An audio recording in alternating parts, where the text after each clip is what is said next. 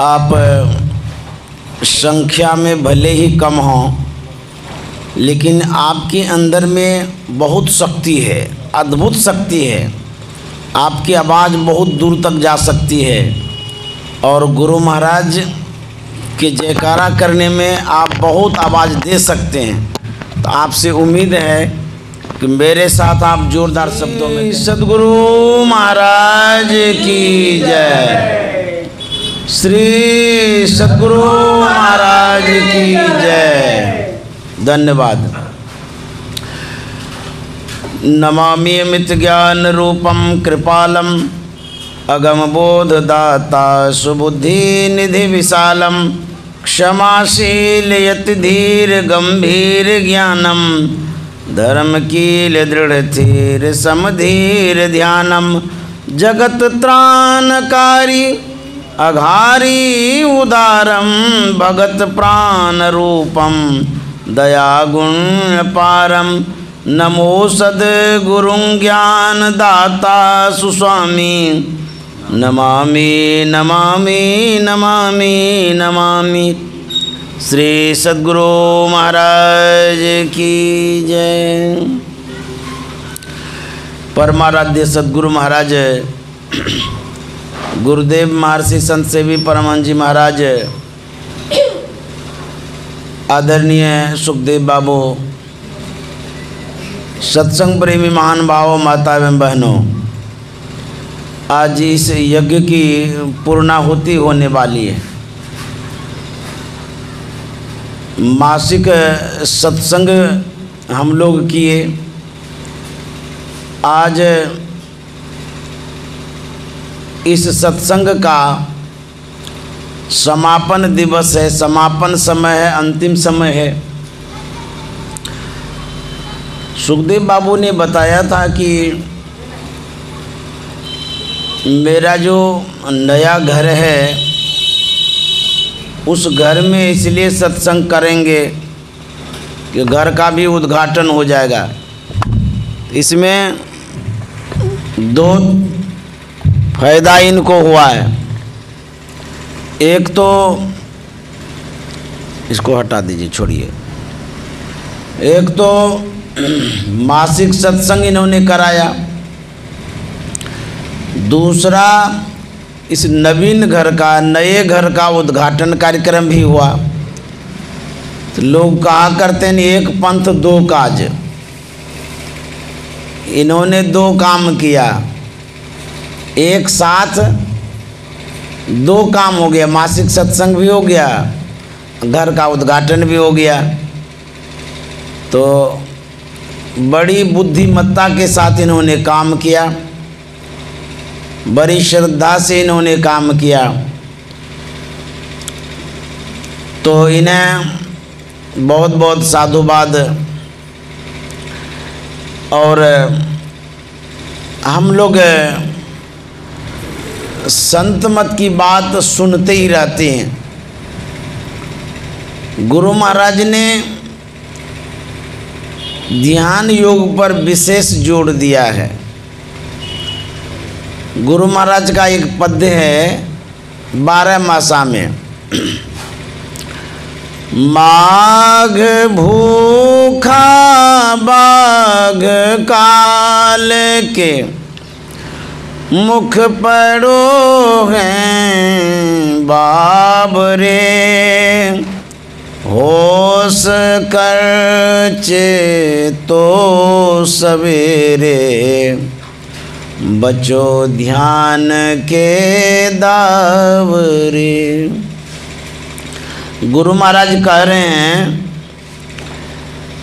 जैसे कोई भूखे बाघ के मुंह में पड़ जाए तो बचना बड़ा मुश्किल है। एक तो बाघ हिंसक प्राणी, वो भी भूखा, वैसे बाघ के मुंह में कोई पड़ जाए और बच जाए यह असंभव है। तो गुरु महाराज कहते हैं यह जो समय है, जो काल है, ये भूखे बाघ के समान है। सबको ग्रसते रहता है, खाते रहता है, निगलते रहता है। इससे बचना बड़ा मुश्किल है। एक सांप है जिसके मुंह में मेढक है। मेढक आधा चला गया है सांप के मुंह में, उसका धड़ बाहर है। मेढक के सामने फतिंगा आता है तो उसको आहार बनाना चाहता, खाना चाहता है।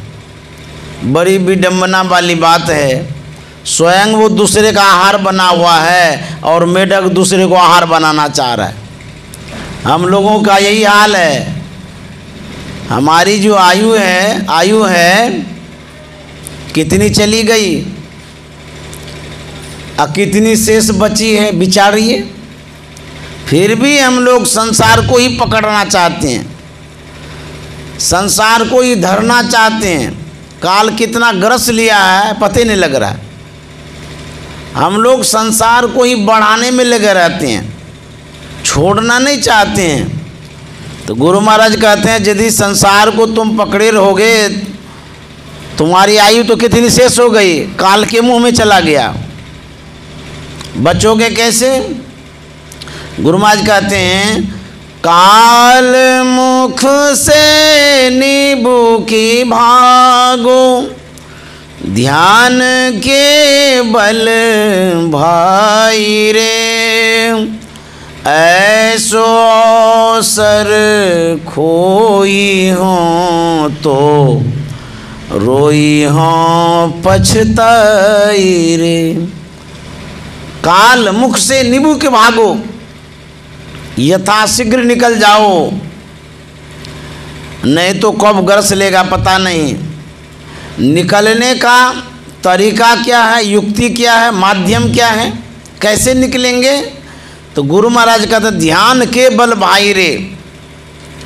ध्यान के माध्यम से ही काल से बच सकते हैं, अन्यथा और किसी माध्यम से नहीं बच सकते। आपके पास धन है, आपके भौतिक जीवन की सुरक्षा हो सकती है। आपके पास घर है, घर में आप सुरक्षित रह सकते हैं। आपके पास परिजन है, कुछ काल के लिए मदद कर देगा। इतना सम संसाधन होते हुए भी आप काल से नहीं बच सकते हैं। काल से बचने का एक ही उपाय कहते हैं कि ध्यान करना होगा। ध्यान करेंगे तब तो बचेंगे, अन्यथा नहीं बच सकते। धन संपत्ति परिवार काल से नहीं बचा सकता है। यदि बचाएगा तो ध्यान बचाएगा, जो गुरु महाराज ने बतलाया है। कहते हैं ऐसो अवसर खोइयों तो रोइयों पछताए रे। संत सदगुरु कृपा करके यह भेद बतलाते हैं, रहस्य बतलाते हैं, युक्ति बतलाते हैं। यदि सदगुरु की बात को हम न समझ पाएं या उनके अनुकूल न कर पाएं, बड़ी अफसोस की बात है, बहुत दुख भोगना पड़ेगा। इतना सरल सुगम साधन गुरु महाराज ने बतलाया। बिंदु ध्यान विधि, नाद ध्यान विधि, सरल सरल जग में प्रचारी। सुगम है, सरल है, सहज है, विशेष दिमाग लगाने का काम ही नहीं है। कहेंगे हमारे पास बुद्धि ही नहीं है, विशेष बुद्धि का भी काम नहीं है। जो गुरु महाराज ने कहा है, घर परिवार में रहते हुए शिक्षा दीक्षा लेकर के समय समय पर साधना करिए, इसमें कोई चीज़ की आवश्यकता है? गुरु महाराज कहते हैं कि पैर को सीधा रखिए सिंहासन में, सिद्धासन में। उसके बाद जो बतलाया गया है उस तरह से जप करिए, ध्यान करिए बैठ करके, सुखासन में बैठ करके। कोई टेंशन का काम नहीं, कोई चिंता का काम नहीं, चुपचाप बैठ करके ध्यान करिए। और यह जो ध्यान है सब कोई कर सकते हैं। छोटा बच्चा भी कर सकता है, युवा भी कर सकता है, बूढ़ा भी कर सकता है, नर कर सकते हैं, नारी कर सकती है, पढ़े कर सकते हैं, अनपढ़ भी कर सकते हैं। विकटता कुछ नहीं, इसमें कठिनाई कुछ नहीं है। संस्कार होना चाहिए और समय देना चाहिए, तब न होगा। तो ध्यान का जो महत्व है गुरु महाराज ने बतलाया है, और उसके अनुसार हम घर गृहस्थी के कामों को करते हुए भी कर सकते हैं। ऐसा नहीं कि कोई साधु करेगा, सन्यासी करेगा, बैरागी करेगा। कहते ध्यान करने के लिए कोई भी कर सकते हैं जो समझ लिए इस बात को। तो संत सद्गुरु कृपा करके यह युक्ति या तरीका बतलाते हैं ध्यान करने के लिए। एक गुरु भक्तिन हुई है सहजोबाई, उनकी वाणी है, उन्होंने कहा है, राम तजो पै गुरु न विसारो, गुरु के सम हरि कून निहारो। राम तजो पै गुरु न विसारो, गुरु के सम हरि कौन निहारो। सजोबाई से पूछा गया कि भाई आप राम को छोड़ सकती हैं, गुरु को नहीं छोड़ सकती हैं, आखिर ऐसा क्यों? तो वो जवाब देती है, हरि ने जन्म दियो जग माही, हरि ने जन्म दियो जग माही, गुरु ने आवा गमन छुटाही। इसलिए राम तजो पै गुरु न विसारो, गुरु के सम हरि कून निहारू। भगवान की बड़ी कृपा है कि मनुष्य का शरीर मिला है, दुर्लभ शरीर मिला है, सभी प्राणियों से श्रेष्ठ शरीर मिला है, ये प्रभु की कृपा है। लेकिन इस शरीर को पाकर के भी हम संसार में भटक जाते हैं, अटक जाते हैं, कर्म के पास में बंध जाते हैं, क्या क्या नहीं अपकर्म कर बैठते हैं, मानव होकर के भी। भगवान से बढ़कर के कृपा संत सद्गुरु की है, इसलिए क्योंकि वो ज्ञान देते हैं, बोध देते हैं, समझाते हैं, बुझाते हैं, सिखाते हैं, उसके बाद आवागमन से छुड़ा देते हैं। इसीलिए सहजोबाई कहती है, हरि ने जन्म दियो जग माही, गुरु ने आवा गमन छुटाही। इसीलिए राम तजो पै गुरु न विसारो, गुरु के सम हरि कून निहारू। मानव जीवन पर गुरु की कितनी बड़ी कृपा होती है।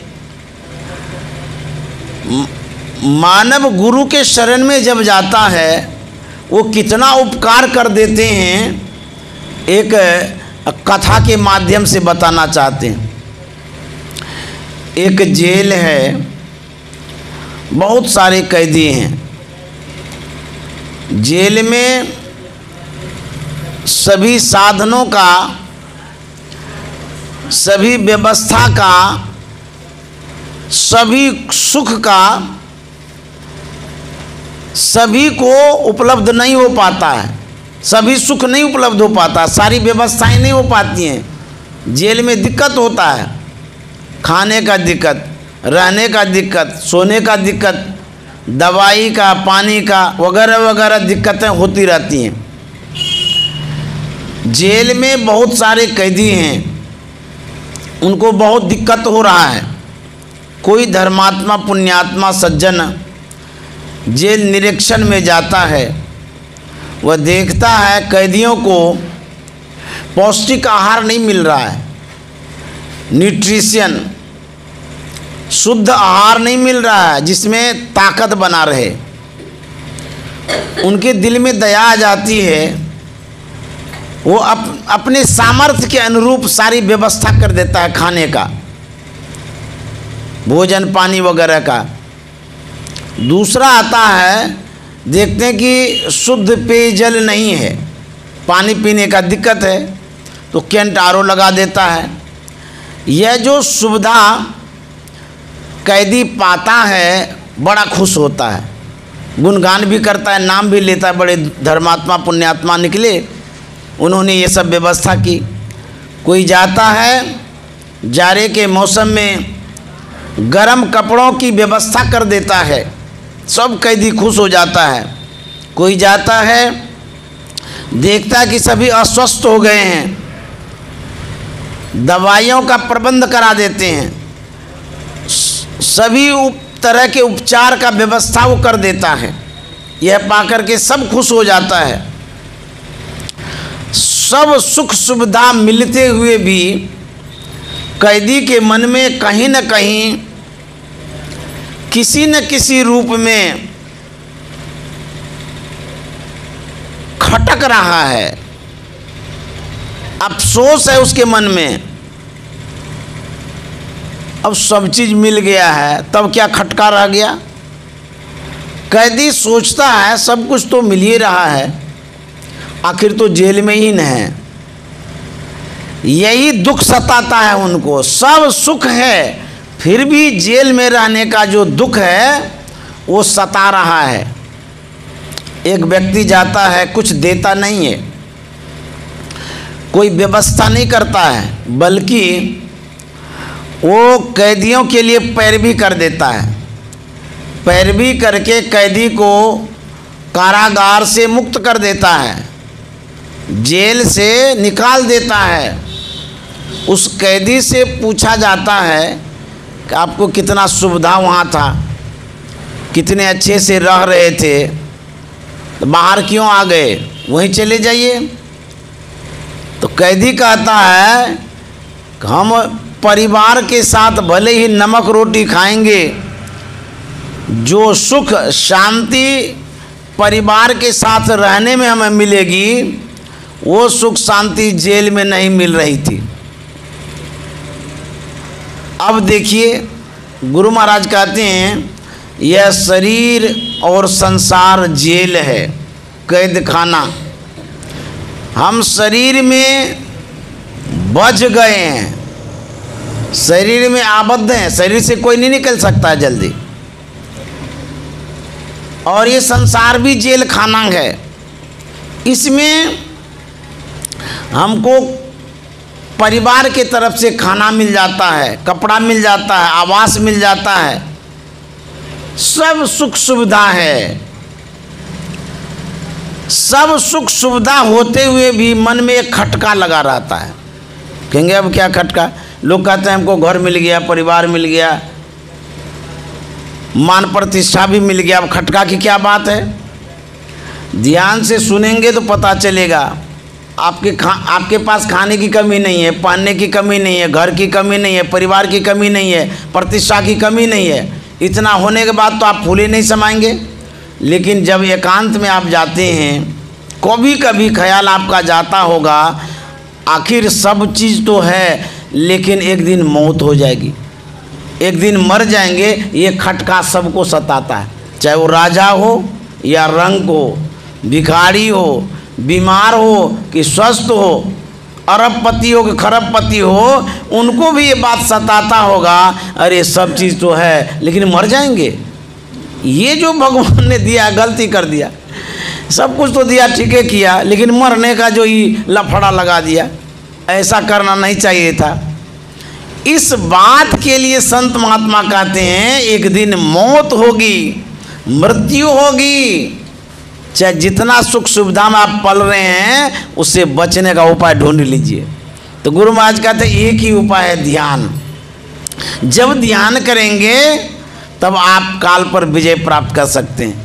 मृत्यु कुछ नहीं कर सकेगी, अपनी इच्छा से आप मरेंगे। एक उपाय है बचने का, ध्यान। इसीलिए गुरु महाराज ने ध्यान पर विशेष जोर दिया कि ध्यान करेंगे, इस जन्म में हो या ना हो, किसी जन्म में तो बेड़ा पार लगेगा ही लगेगा, लेकिन संस्कार तो बनेगा। आप सत्संग करते हैं, ये भी तो एक संस्कार है, बेनिफिट है, लाभ है। यह संस्कार लेकर के जाएंगे, दूसरे जन्म में साधना करेंगे, फिर आगे बढ़ेंगे। भगवान बुद्ध ने कहा था कि मुझे मोक्ष प्राप्त करने में, ईश्वर को प्राप्त करने में 550 जन्म लगा, लेकिन अनवरत चलते रहे, सत्संग करते रहे, ध्यान करते रहे, धर्म करते रहे, शुभ कर्म करते रहे। उसी तरह से हम आप भी तो कर रहे हैं, सत्संग कर रहे हैं, ध्यान कर रहे हैं, सत्संग करवा भी रहे हैं। यह जो शुभ कर्म है, इन शुभ कर्मों के कारण हमारे पास आध्यात्मिक पूंजी एकत्रित होगी, संस्कार एकत्रित हो जाएगा। उसी संस्कार को हम लेकर के जाएंगे और वो आगे काम आएगा। संस्कार साथ में जाता है, अच्छा या बुरा, धन संपत्ति साथ में नहीं जाएगा। गुरु महाराज ने कहा है, गुरु मम सूरत को गगन पर चढ़ाना, दया करके सत धुन की धारा गहाना। गुरु मम सूरत को गगन पर चढ़ाना, दया करके सत धुन की धारा गहाना। परमाराध्य अपने गुरुदेव से प्रार्थना करते हैं, मांगते हैं। क्या मांगते हैं? कहते हैं, हे गुरुदेव, हमारी जो सूरत है उस सूरत को अंतराकाश में चढ़ा दीजिए, गगन पर चढ़ाना, दया करके सतधुन की धारा गहाना। वो देखिए, कहते हैं, हे गुरुदेव, वो माता जी को बोल दीजिए घर चली जाएंगे। जब यहाँ सत्संग में बैठते हैं, आपकी नज़रें वक्ताओं की ओर होनी चाहिए, क्योंकि नज़र के साथ ख्याल भी होता है। वक्ता है पूरब मुँह, आप हैं उत्तर मुँह, तो क्या आप सुनेंगे? जिधर देखिएगा उधर न ख्याल जाता है। और जब भी यहाँ आते हैं या सत्संग में कहीं भी जाते हैं, बड़ी सावधानी से सुननी चाहिए बात को। क्यों? इसलिए कि एक एक बात हीरा के समान है, धन के समान है, धन से बढ़कर के है। आप जब पैसा जब लेते हैं ना किसी से, आंख फाड़ फाड़ करके गिनते हैं कि 1 रुपया कम तो नहीं है। और कोई गप करने वाला खड़ा है तो कहते रुकिए अभी हम पैसा गिन रहे हैं, भूल हो जाएगा। तो कितनी एकाग्रता होती है उस पैसे के प्रति कि 1 रुपया का भूल ना हो। और यहाँ ज्ञान प्राप्त करने के लिए आए हैं। ज्ञान को, एक एक शब्द को यदि आप एकत्रित करेंगे, आपके भविष्य जीवन को ये संभालेगा, सुधारेगा। एक एक ईंट को जब देते हैं नींव में, उस पर मकान टिकता है। सहेज करके, संभाल करके आप ईंट जोड़ते रहते हैं। उसी तरह से जीवन रूपी घर को बनाने के लिए सत्संग रूपी शब्द को ईंट समझ लीजिए, जोड़ते रहिए एक एक करके, नहीं तो घर अधूरे रह जाएगा। अधूरा घर रहेगा तो उसमें सो भी नहीं सकते हैं, रह भी नहीं सकते हैं। तो जब सुनने के लिए आते हैं तो सावधान होकर के सुनिए, कान दे करके सुनिए। जैसे सास बहू में विवाद जब चलता है तो दीवार में कान सटा देते, देखे उस पार से कोई शिकायत तो नहीं आ रही है। और यदि हमारी शिकायत करते होंगे तो नोच लेंगे उसको। तो झगड़ा विवाद के लिए इतना एकाग्र कर देते हैं मन को, जिसमें आपको लाभ नहीं होगा, हानि होगा। ज्ञान की बात सुनने में मन को बिखरा देते हैं, फैला देते हैं, भटका देते हैं। आते हैं दूसरे से गप करना शुरू कर देते थे। क्या लेने के लिए आए, क्या समझे आप?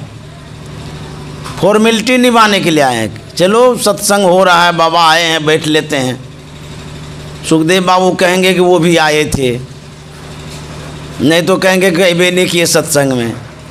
उलाहना से बचने के लिए सत्संग में यदि आते हैं तो मिलेगा क्या आपको?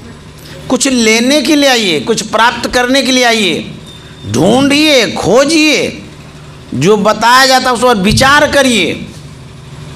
इसीलिए कहा गया सावधान सुनो धरु मन माही, सावधान हो करके सुनिए।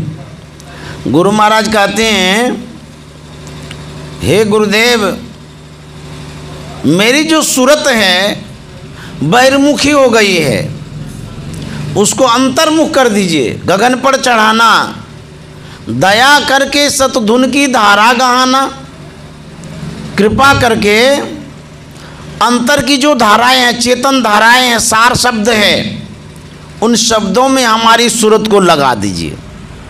कितनी अच्छी प्रार्थना है, कितनी अच्छी मांग है।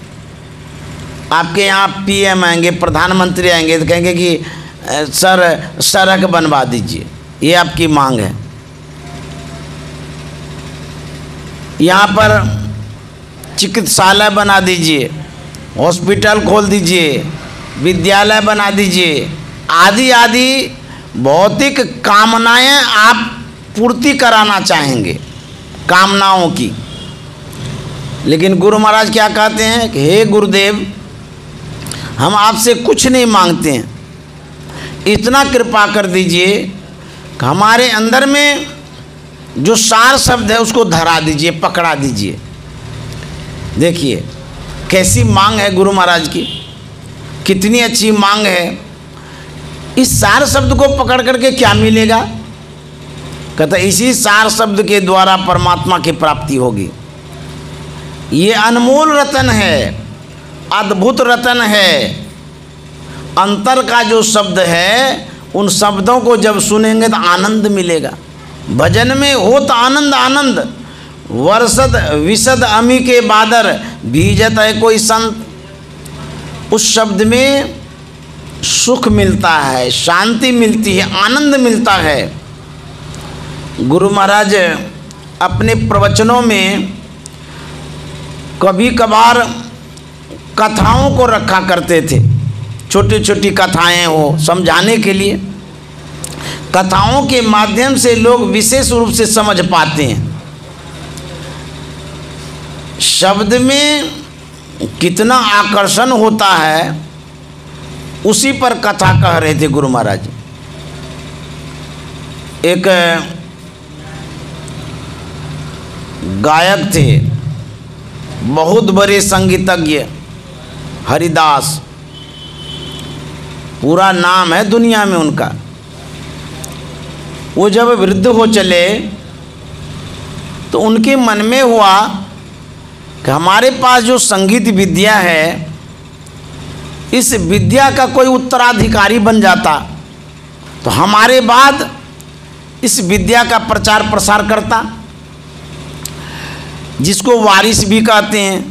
जैसे आप लोग बेटे को वारिस बना देते कि मेरे बाद यही इस संपत्ति घर परिवार का देख रेख करेंगे। तो वह संगीतज्ञ वारिस ढूंढने के लिए चला कि कोई मिल जाए योग्य व्यक्ति जिसको हम उत्तराधिकारी बना दें संगीत का। मेरे पास जो कला है उस कला का उत्तराधिकारी। जैसे संत मत में भी हमारे गुरु महाराज थे, वो संत मत के उत्तराधिकारी थे, ज्ञान के उत्तराधिकारी थे, ध्यान के उत्तराधिकारी थे, साधना के उत्तराधिकारी थे। और उसके बाद गुरुदेव महर्षि संत सेवी जी महाराज बने, संचालित करने के लिए उस कार्य को बढ़ाने के लिए कोई तो व्यक्ति होना चाहिए। संस्था को आगे बढ़ाने के लिए, ज्ञान को आगे बढ़ाने के लिए। तत्पश्चात अभी वर्तमान में पूज्यपाद हरिनंदन जी महाराज हैं। इसके बाद भी कोई बनेंगे तो जो धरोहर है थाती, जैसे आपका ये घर है, ये भी तो धरोहर है। इस घर में कितना रुपया लगा, ज़मीन का रुपया लगा, घर का रुपया लगा। आप जब संसार छोड़ने लगेंगे आपके मन में ज़रूर होगा किन्हीं के जिम्मे लगा दें तो अच्छा है, चाहे बेटा हो, बेटी हो, बहू हो, कोई भी हो, ज़रूर आप उनको कह देते हैं कि इसका देखभाल करिएगा बढ़िया से। तो यही उत्तराधिकारी हुआ। वह ढूंढते ढूंढते एक बगीचा होकर के गुजर रहा था। वहाँ पर एक आवाज़ सुनाई दिया, बाघ की आवाज़। तो हरिदास जी महाराज इधर उधर नज़र दौड़ाते हैं, देखते हैं यहाँ तो कोई नहीं है, साफ सुथरा जगह है, बगीचा तो है, लेकिन बाघ यदि रहता तो दिखता। हमें भ्रम हो गया है सुनने में। और आगे बढ़े, फिर आवाज़ दिया, फिर आवाज़ सुनाई दिया। तो वह सोचते हैं कि ज़रूर आवाज़ आ रही है, कहीं न कहीं बाघ है तभी तो आवाज़ आ रही है। तो जिधर से आवाज़ आ रही थी वो उधरे बढ़े। बढ़ते बढ़ते एक पेड़ के पास गए, आम का गाछ था, वहीं से आवाज़ आ रही थी। वो खड़े हो गए। जो आवाज़ आ रही थी ऊपर से, तो नज़र ऊपर किए। ऊपर किए तो देखते हैं कि एक लड़का है। बोले अरे तुम ही आवाज़ कर रहा था? बोले हाँ बाबा हम ही कर रहे थे। बोले नीचे उतरो। नीचे उतरा तो उन्होंने कहा कि तू आवाज़ बाघ का कैसे करता है, क्यों करता है, कहाँ सीखा है तुमने? बोली आम का जो पेड़ है ना, इसमें जब आम लगता है तो लोग चोरी करने के लिए आ जाता है, तोड़ने के लिए आ जाता है। तो बहुत बार चोरी कर लिया। तो मेरे मन में हुआ बाघ की आवाज़ सुनकर के लोग डर के मारे भाग जाते हैं। तो मैंने बाघ की आवाज़ का नकल किया। करते करते मैंने उस तरह से बोलना सीख लिया। और जब मैं बोलता हूँ तो लोग भाग जाता है कि बाघ आ गया। इसीलिए मैंने इसको सीखा है। तो हरिदास जी महाराज के मन में हुआ इसमें सीखने की कला है। मेरे पास जो संगीत विद्या है, हो सकता है कि ये सीख ले, सुयोग्य जैसा लगता है। उसको बोले कि हमारे साथ चलो तुम, तो ले गए, वो भी चला गया। तो संगीत विद्या सिखाने लगे। सिखाते सिखाते सिखाते उसमें पारंगत कर दिए, सीख गए वो पूरी तरह से। तब वो प्रचार करने लगे। एक बादशाह के दरबार में अपनी विद्या को प्रस्तुत करते हैं। बादशाह ने जब सुना इसके संगीत को, मंत्रमुग्ध हो गए। वो कहता अरे इतनी अच्छी विद्या। संगीत जो है हमारे स्वास्थ्य को भी सुदृढ़ करता है। तो जो संगीत प्रेमी होते हैं उसको विशेष आनंद मिलता है। जिनके पास संगीत नहीं है उसका जीवन नीरस जैसा हो जाता है, फीका जैसा होता है, पतझड़ जैसा जीवन हो जाता है। तो संगीत, अंतर की संगीत विद्या, बाहर की संगीत विद्या। जो संगीत है वो भी वेद से ही निकला हुआ है। यह भी एक बहुत बड़ी विद्या है। तो जब सुना तो बड़े प्रभावित हो गए। वो बादशाह ने कहा जब तुम्हारे अंदर में इतनी कला है, अपने संगीत विद्या से तुम प्रभावित इतना कर सकते हो, तो तुम्हारे गुरु में कितनी अच्छी कला होगी। मैं तुम्हारे गुरु का भी दर्शन करना चाहता हूँ, उनसे भी सुनना चाहता हूँ वो किस तरह से गाते बजाते हैं। जानते हो कौन सा लड़का था? वह लड़का था तानसेन। उसके गुरु थे हरिदास। तानसेन कहता है कि हमारे गुरु जी से मिलना बड़ा कठिन है, वो मिलते ही नहीं जल्दी, साधना में लगे रहते हैं। पहले के लोग संगीतज्ञ जो होते थे साधना भी करते थे, ध्यान भी करते थे। बोले नहीं, कोई न कोई उपाय करो जिससे मैं मिलूं। तो बोले कि वेश बदल करके जाना पड़ेगा। बोले बदल लेंगे। वो इतने प्रभावित हुए थे बादशाह, बोले जो करना होगा कर सकते हैं। तो दोनों वेश बदल करके गए। जिस समय पहुँचे हरिदास जी महाराज के पास, उस समय वो ध्यान में मग्न थे। तानसेन ने कहा कि अभी डिस्टर्ब करना ठीक नहीं है, कोई आवाज़ हलचल होगा तो फिर दिक्कत हो जाएगा, गुरुजी ध्यान कर रहे हैं। तो वेट करने लगे। तो बादशाह को जल्दी था कि हम जल्दी जाएंगे, कितना वेट करेंगे, कोई काम भी नहीं हो रहा है। बोले कि और कोई उपाय करो कि जल्दी से जल्दी हम लोग यहाँ से जाएं। तो तानसेन क्या करता है, साजबाज लेता है और गाना प्रारंभ कर देता है गुरुजी के सामने, और उसमें उल्टा पुल्टा गा दिया जानबूझ करके। तो जैसे ही आवाज़ हरिदास जी महाराज के कान में पड़ी और उल्टा पुल्टा जो सुना ना, तुरंत आँख खोल दिए। तो कहते हैं कि बेटा इस तरह से नहीं गाया जाता है। तो बादशाह तो यही चाहता था, साजबाज लिए और गाना शुरू किए।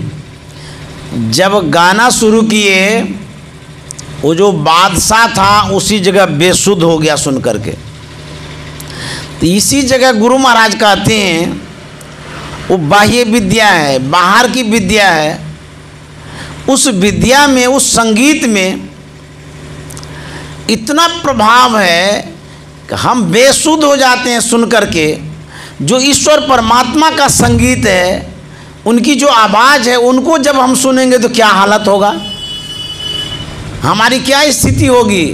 तो सहजो बाई ने कहा, भया जी हरि रस पी मतवारा, हरि रस पी मतवारा, भया जी हरि रस पी मतवारा।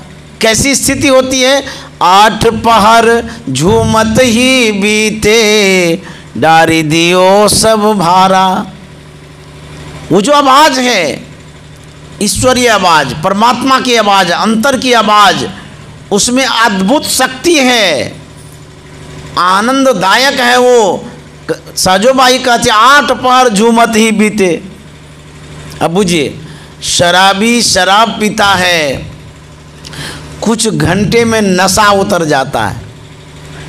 शराब चाहे जितना भी कीमत का शराब हो, देसी शराब हो, विदेशी शराब हो, कोई भी हो, कुछ घंटों तक वो बेसुध करता है, उसके बाद नशा उतर जाता है।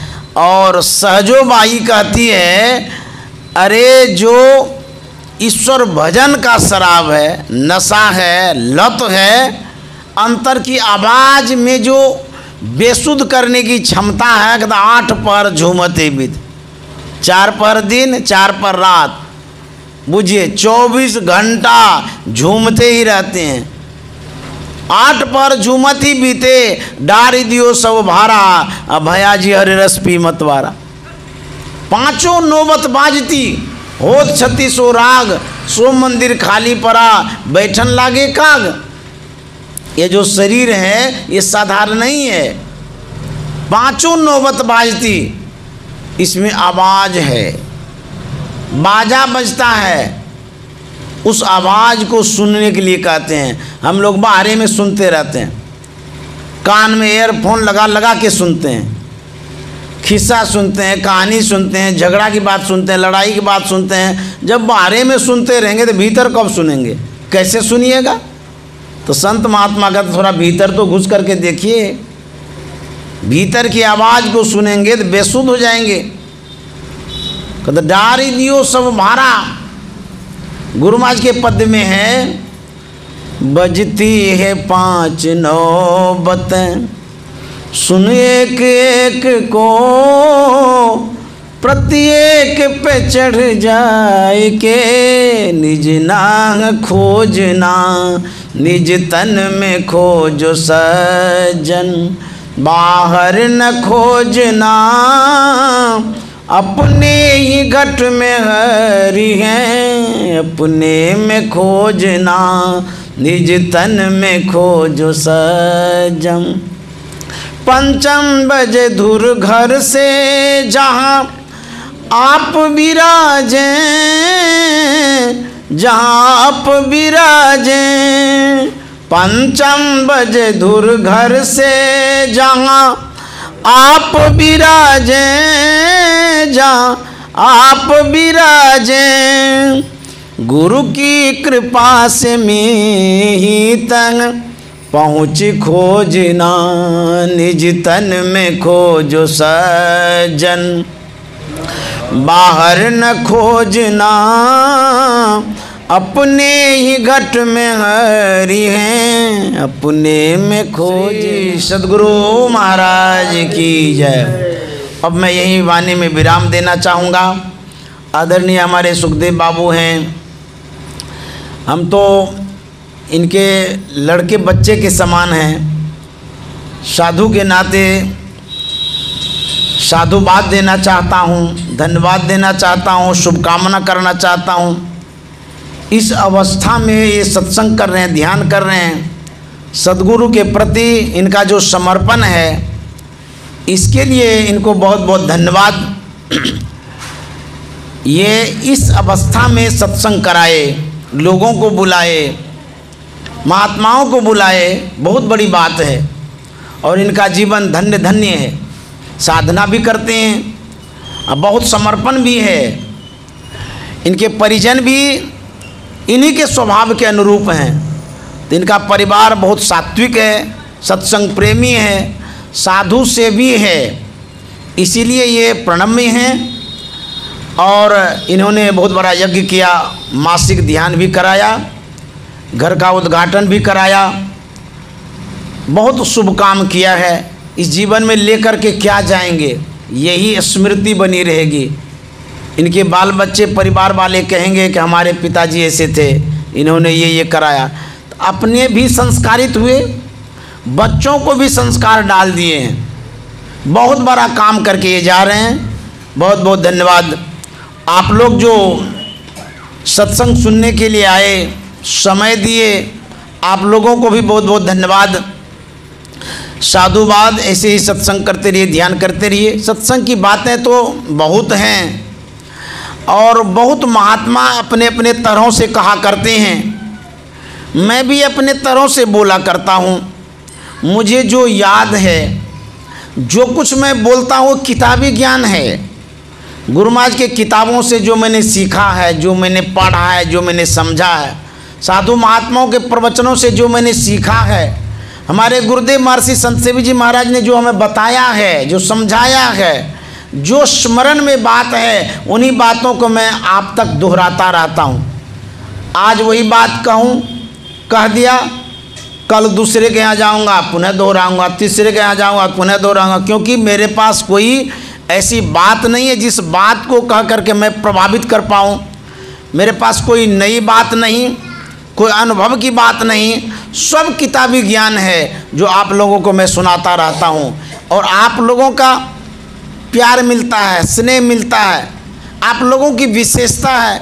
हमारे जैसे साधारण साधु को भी आप अपने घर में जगह दे देते हैं, बुला लेते हैं, सम्मान करते हैं। ये आपकी विशेषता है, महत्ता है।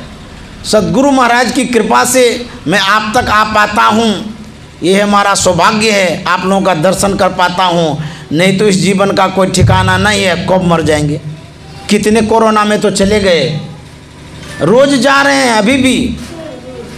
तो अभी यदि सुरक्षित हैं, सद्गुरु की बड़ी कृपा है। उनकी कृपा जब तक रहेगी तब तक मैं सुनाता रहूँगा। जिस दिन उनकी इच्छा नहीं होगी, उस दिन वो सांस खींच लेंगे और हम यहाँ से चले जाएंगे, आपसे दूर हो जाएंगे। श्री सद्गुरु महाराज की जय।